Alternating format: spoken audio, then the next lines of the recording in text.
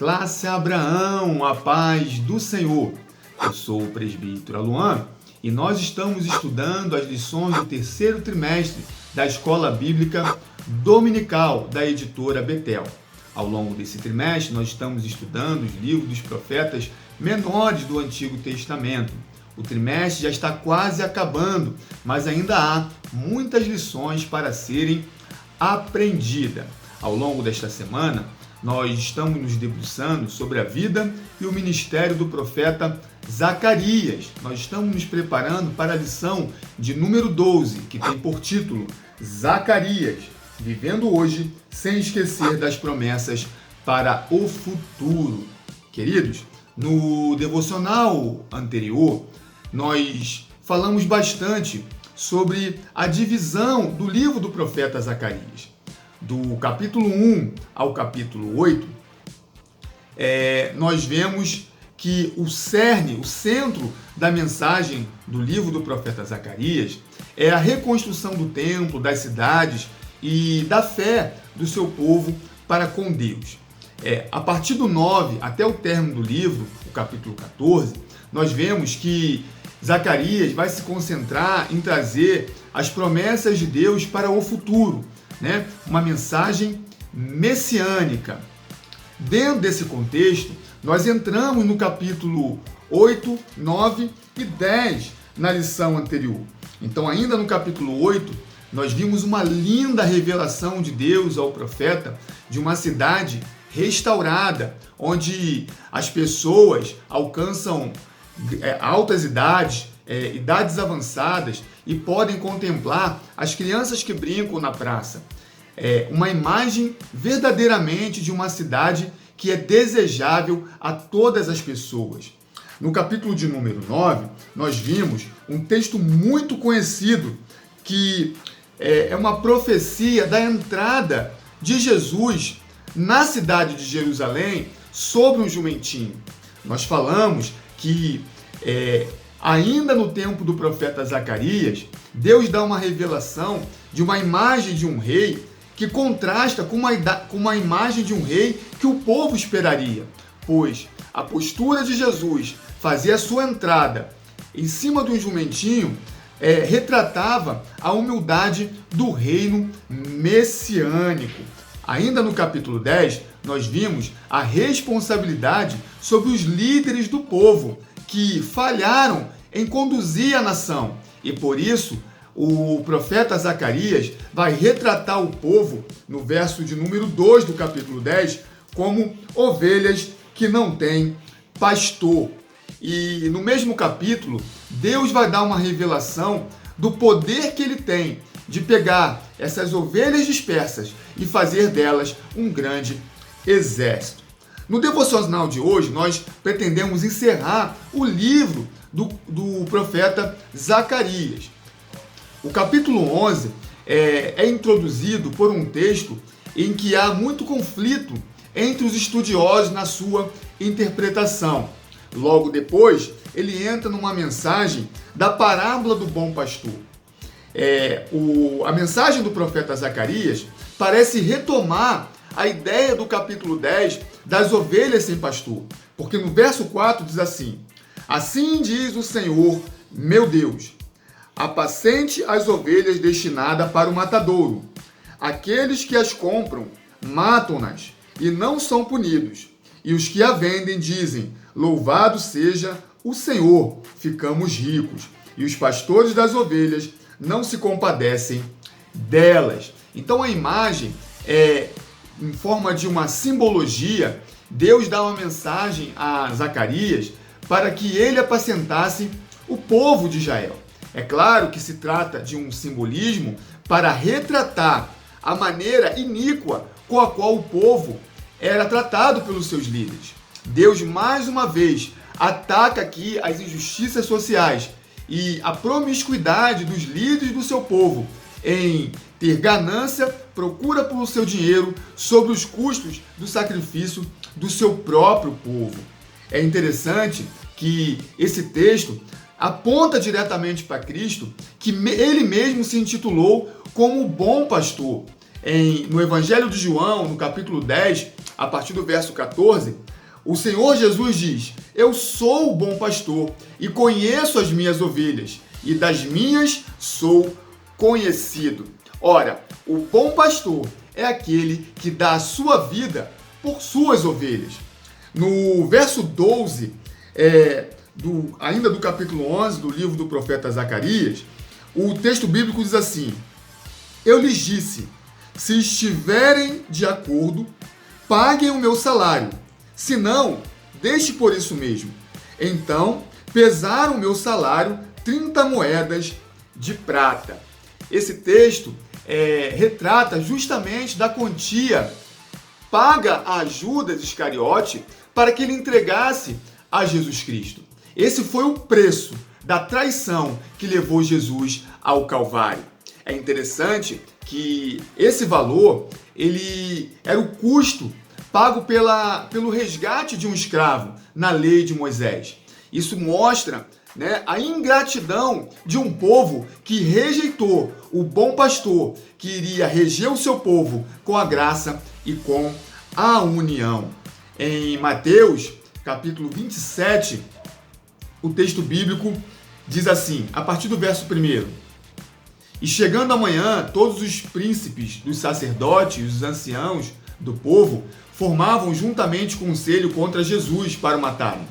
E, manietando-o, o levaram e o entregaram no governo ao governador Pôncio Pilatos. Então Judas, o que o traíra, vendo que fora condenado, trouxe arrependido as 30 moedas de prata aos príncipes dos sacerdotes e aos anciãos, dizendo: pequei, traindo sangue inocente. Eles, porém, disseram: que nos importa? Isso é contigo. E ele, atirando para o templo as moedas de prata, retirou-se e foi-se embora. E os príncipes dos sacerdotes, tomando as moedas de prata, disseram: não é lícito metê-las no cofre das ofertas, porque são preço de sangue. E tendo deliberado em conselho, compraram com elas o campo de um oleiro para a sepultura dos estrangeiros. Por isso foi chamado aquele campo, até o dia de hoje, Campo de Sangue. Então se realizou o que vaticinara o profeta. Tomaram as 30 moedas de prata, preço do que foi avaliado, que certos filhos de Israel avaliaram, e deram-nas pelo campo do oleiro, segundo o que o Senhor determinou. É interessante que no verso 3 do capítulo 11 do livro do profeta Zacarias, o texto bíblico reafirma o que nós acabamos de ler, porque diz assim: pegue esse dinheiro, esse magnífico preço em que fui avaliado por eles, e jogue para o oleiro. Peguei as 30 moedas de prata e as joguei para o oleiro na casa do Senhor.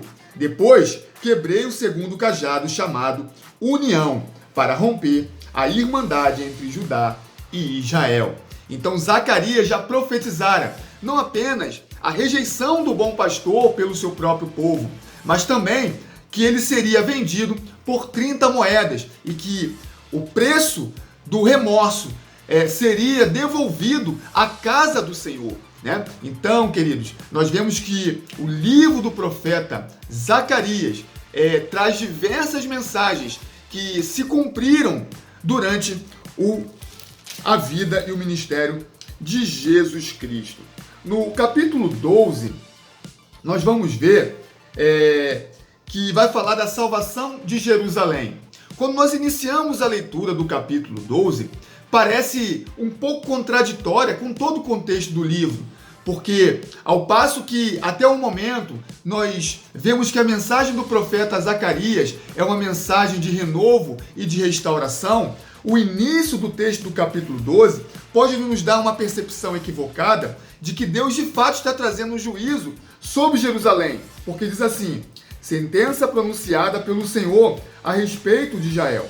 O Senhor que estendeu o céu, fundou a terra e formou o espírito do ser humano dentro dele, diz: eis que eu farei de Jerusalém um cálice de atordoamento para todos os povos vizinhos e também para Judá, durante o sítio contra Jerusalém. Mas, ao contrário do que possa parecer, Deus aqui não está dizendo que Jerusalém será novamente sitiada para a sua destruição, mas sim que ele dessa vez irá proteger a cidade quando ela for sitiada. Porque lá no verso 4 diz assim: naquele dia, diz o Senhor, farei com que todos os cavalos fiquem espantados e os seus cavaleiros fiquem loucos. Manterei os meus olhos abertos sobre a casa de Judá e farei com que todos os cavalos dos povos fiquem cegos. Os cavalos é o símbolo da guerra. Naquela época, a grande máquina de guerra era batalhar sobre os seus cavalos. E de que valia tem você ter cavalos cegos que não podem te levar à guerra? Então Deus estava mais uma vez reafirmando o seu compromisso em proteger o seu povo. Ainda no capítulo de número 12, nós vemos que traz uma forte mensagem acerca do seu povo. A partir do verso 10 diz assim: e sobre a casa de Davi e sobre os moradores de Jerusalém derramarei o espírito de graça e de súplicas, olharão para aqueles a quem transpassaram.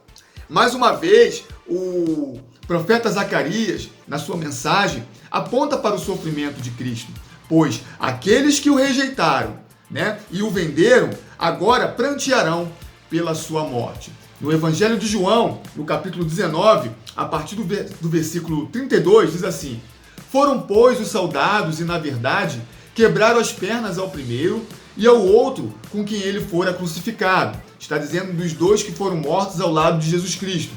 Mas, vindo a Jesus e vendo-o já morto, não lhe quebraram as pernas. Contudo, um dos soldados lhe furou o lado com uma lança. E logo saiu sangue e água. E aquele que o viu testificou, e o seu testemunho é verdadeiro, e sabe que a verdade o que diz, para que também vós creais. Então, o profeta Zacarias já profetizava, que aqueles que o rejeitaram iriam ver quando ele foi transpassado. E de dentro de Cristo saiu sangue e saiu também água. É interessante que o capítulo 13 vai dar continuidade à mesma mensagem que nós acabamos de ler no capítulo 12. E diz que naquele dia haverá uma fonte aberta para a casa de Davi e para os moradores de Jerusalém, para remover o pecado e a impureza. Ora, para muitos, se o sangue de Cristo nos purifica, nos perdoa de todo o nosso pecado e da nossa iniquidade, a água que sai do lado de Cristo é a água que nos limpa de todas as impurezas. Então, querido, nós precisamos receber o sangue de Cristo que perdoa o pecado, mas também a água que sai do seu lado que purifica as nossas impurezas. Uma vez limpo, nós podemos proclamar a palavra de salvação do Senhor Jesus Cristo, para que esta água venha limpar outras vidas e este sangue venha remir novos pecadores, libertando da sua vida de pecado. É triste ver que, mesmo diante de tanta revelação e de tantas mensagens que apontava para Cristo, durante seu ministério na cidade de Jerusalém, ele foi esquecido e traído, morto e crucificado. Aquele que veio para apacentar as ovelhas foi rejeitado. No verso 6 do capítulo 13, diz assim: se alguém lhe perguntar: que feridas são essas nas suas mãos? Ele responderá: são as feridas que fui ferido na casa dos meus amigos.